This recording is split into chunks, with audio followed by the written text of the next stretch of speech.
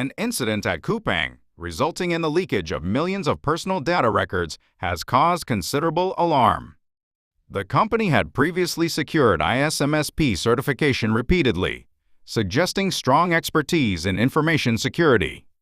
However, with similar incidents continuing, questions are being asked about how effective the ISMS system really is in practice.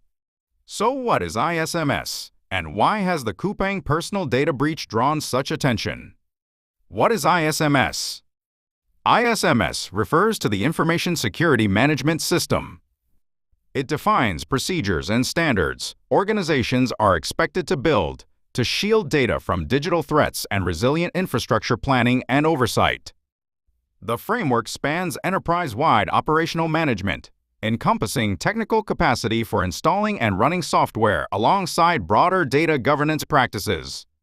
In Korea, under the Act on Promotion of Information and Communications Network Utilization and Information Protection, etc., the Information and Communications Network Act, companies above a certain size are required to obtain ISMS certification. How has ISMS developed?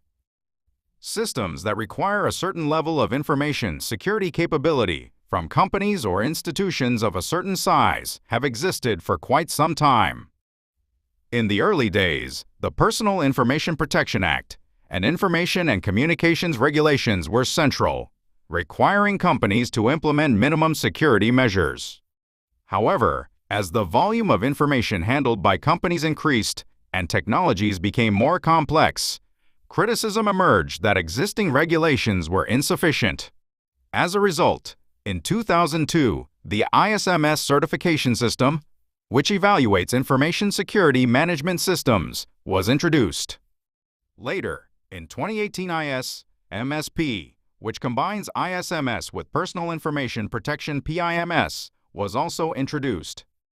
ISMSP comprehensively assesses whether an organization has both protection capabilities of information security and personal information security.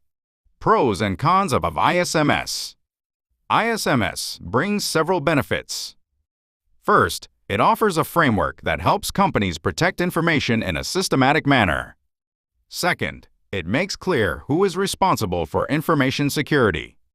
Third, independent audits and evaluations support objective assessments of security capabilities. Fourth, it helps build consumer confidence and trust. In other words, it has the advantage of ensuring that companies possess a minimum level of capability to secure information, clearly establish systems about information protection, and also clarify accountability for information protection. The evaluation process is often criticized for focusing on passing paperwork requirements rather than testing the real-world security capabilities of a firm. Management commitment can decline sharply after the audit is complete. Furthermore, the system often struggles to keep up with the pace of rapidly changing technologies, risking outdated security measures.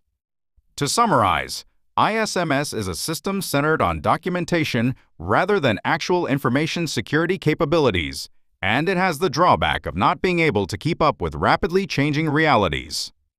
Due to the repeated occurrence of personal data leaks, some argue whether it is necessary to improve ISMS or abolish it altogether. Let's continue to observe how Korea's information security framework will change going forward.